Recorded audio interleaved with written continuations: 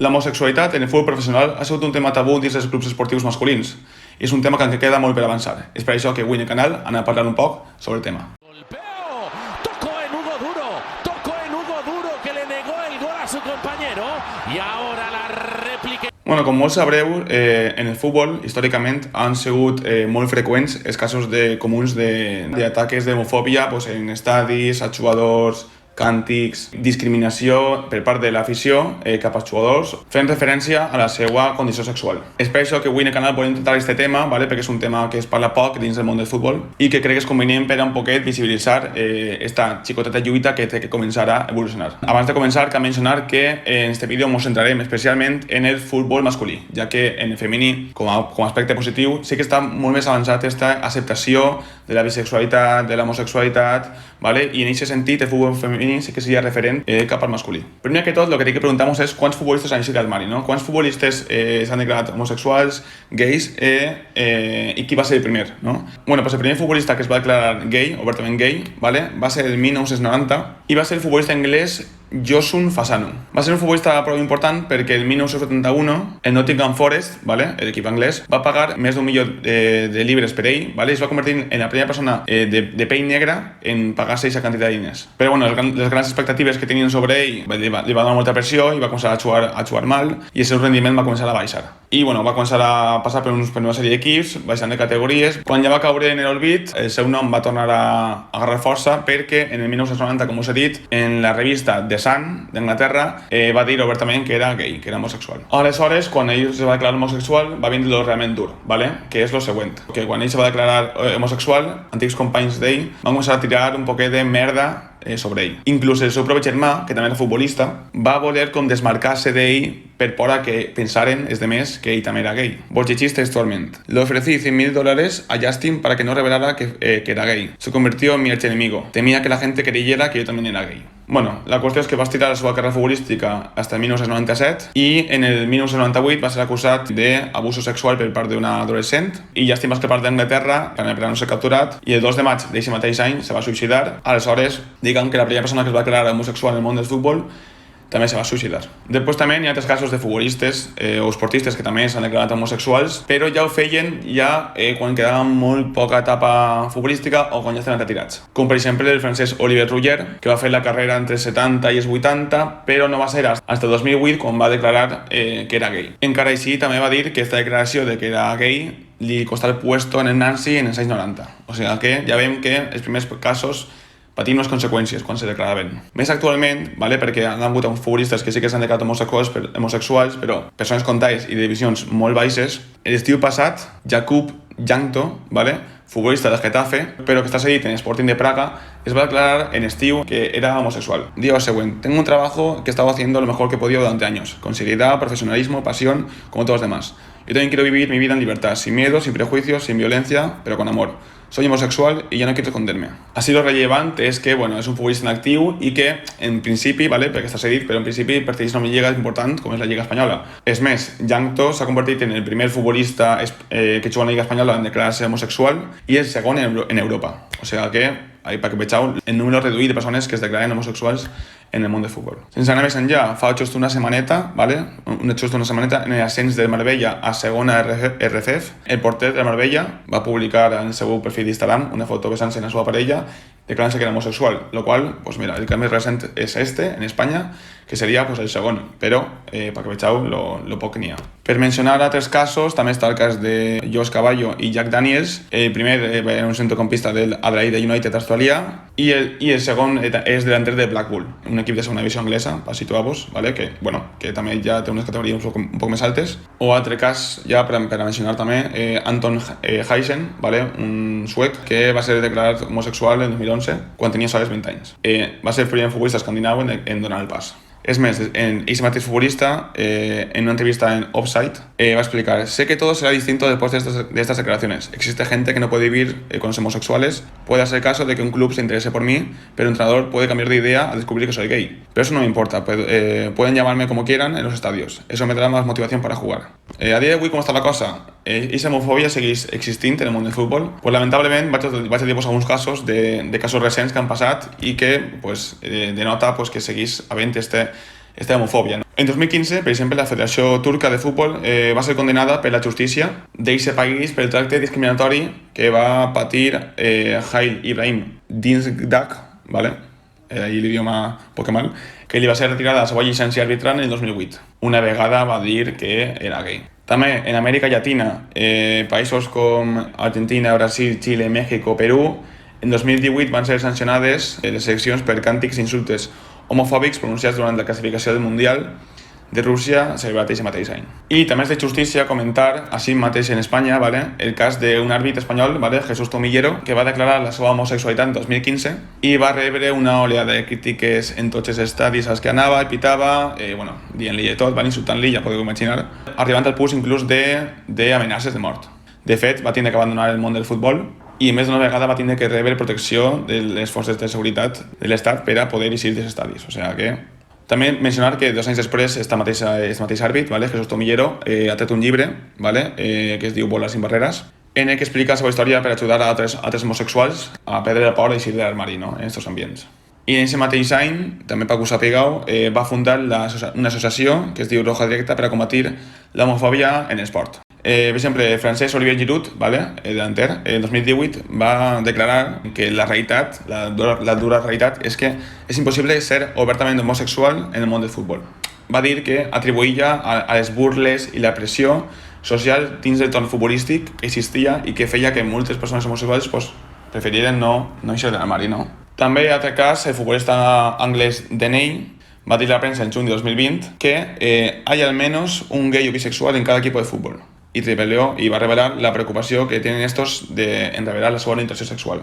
En conseqüència d'aquestes declaracions, es va fer pública de manera anònima que un jugador de la Premier League era homosexual, però que no volia destapar la seva identitat. Però bueno, que ja, perquè veieu que també dins de les lligues més potents existeixen gent gay, però que no s'atreveixen a donar el pas. Direu, a nivell oficial hi ha ajudes per part de la FIFA, per part de la Federació Espanyola de Futbol per regular això, vos conté un poc perquè vos conté. A dia d'avui, a nivell oficial, la FIFA, ¿vale? El màxim estament del futbol, va elaborar una guia de bona conducta on prohibís explícitament conductes que atenten contra la orientació sexual de les persones, incloent-se com a part del joc del juego limpio en aquesta disciplina deportiva. Però, al mateix temps que diu això, és la mateixa organització que s'endú la màxima competició de futbol com el Mundial a Qatar, un país on els homosexuals no estan ben vistos i damunt tenen molt menys drets que les persones que són heterosexuals, el qual és una hipocresia tremenda. És més, el president de la FIFA actual, Infantino, va declarar que estava en contra de que durant el Mundial els futbolistes, els capitans en aquest cas, portaven el braçalet de l'arcoiris de l'LGTB perquè, segons ell, sols deurien veure futbol i no altres causes. Sí que és veritat que en 1992 va ser creada la International Gay and Lesbian Football Association, institució que reuneix equips de futbol amb jugadors homosexuals, el qual és un avanç important, però que és ja ajena al món del futbol oficial, diguem. Altres organitzacions internacionals com la Federació Europea de l'Esport Gay i Lèsbic inclueixen el futbol dins de les seves competències, el qual sí que n'hi ha algunes xicotetes organitzacions que sí que ajuden. Després, en 2015, la Comissió Directiva del Consell Superior d'Esports va aprovar una nova normativa de la Federació Espanyola de Futbol per a previndre i sancionar la violència en el món del futbol i així acabar amb la xenofòbia i la homofòbia que plantejava fins i tot el tancament d'estadis en cas de que hi hagués un d'aquests casos. I tant la Lliga com la Federació han reconegut que cada temporada es reuneixen centenars de casos de comportaments per a la llibertat sexual de les persones en els estadis. És més, si qualsevol persona que està veient el vídeo ha anat a un camp de futbol, segur que la paraula maricó o la paraula gay o la paraula nenaza la vas escoltar segur. O sigui, és un cas de que aneu a un camp de futbol i aneu. I lamentablement veureu que això segueix passant. Es podia tancar estadis, però la realitat és que l'única vegada que la Lliga Espanyola s'ha parat un partit de futbol va córrer en el Rayo Vallecano Albacete perquè a Zozulia, delante de l'Albacete en aquest moment, se li deia nazi. I va ser l'única vegada que s'ha parat un partit de futbol en la Lliga Espanyola. Però per dir maricó i altres coses no s'ha parat mai, així que ja veiem com està el percal.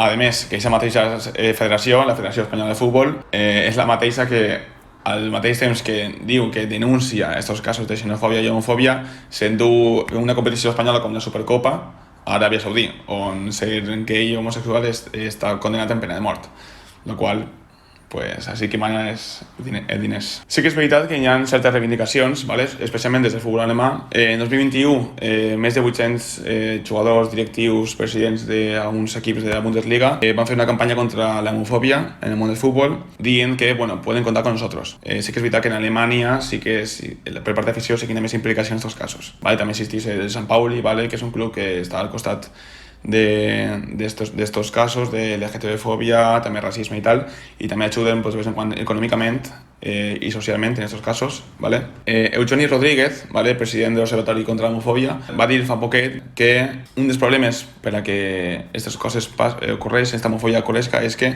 la masculinitat se configura per no ser maricó en el món del futbol, i això és terrible. Jo també he viscut jo he jugat a futbol molts anys i moltes vegades era en plan, no xutes com un maricón o ser un hombre, ¿no? com a un fet de que si eres maricó i jugues a futbol és incompatible ser maricó i jugar a futbol perquè no dones aquest perfil de masculinitat, no?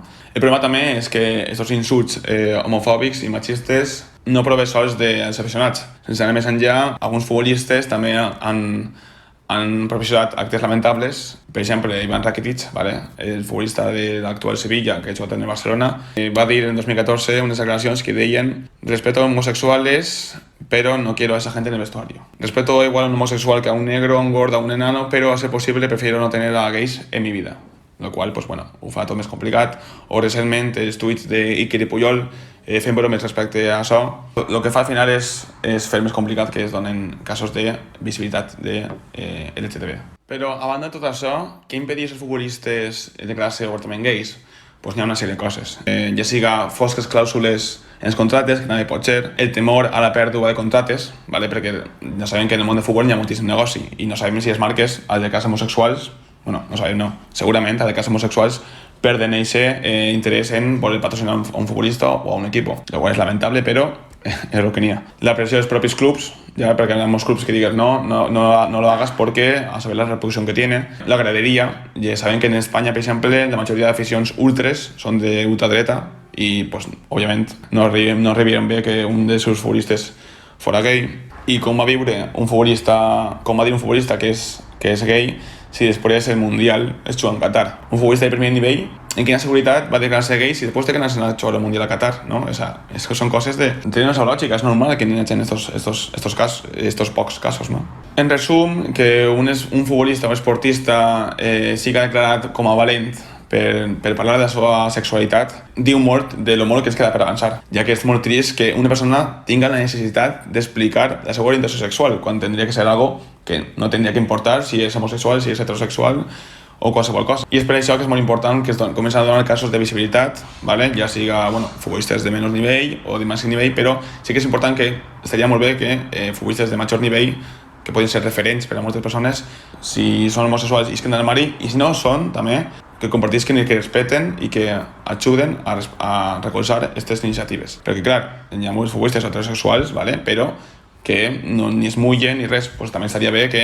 futbolistes de primer nivell, ¿vale? De la Premier League espanyola, del Barça de Madrid, digueren obertament que recolzen aquestes situacions i que criticaren les situacions d'homofòbia que poden succeir dins dels clubs. Però bueno, és molt complicat perquè ja sabem que després les competicions són en Qatar, són en Aràbia, en els vestuaris dels xiquets, ¿vale? Que són els més influenciables, els mateixos entrenadors utilitzen la paraula marico, els pares, els camps dels xiquets, moltes voltes aquestes referències homofòbiques també les llancen. Entonces també hi hauria que crear també que els més xicotets tinguin una consciència ja des de ben menuts, i les federacions que molt menys gestos xicotets i molta més implicació real en ajudar a aquests col·lectius. En general, queda encara molt per avançar i jo sols volia fer una aproximació, ¿vale? Per a que ja tindré pues, una noció bàsica, per a que no sapigueu o vulgueu saber un poc sobre el tema, però bueno, que és un tema que es pot aprofundir moltíssim més i que es deuria fer. I que si volen que en el futur vagi millor, cal una implicació real de tots, ¿vale? Afició, directius, federacions, ¿vale? I educar els xicotets, sobretot, que són les futures generacions, per a que es comenci a normalitzar aquesta situació, com sí que s'està fent, per exemple, en el futbol femení. Així que res,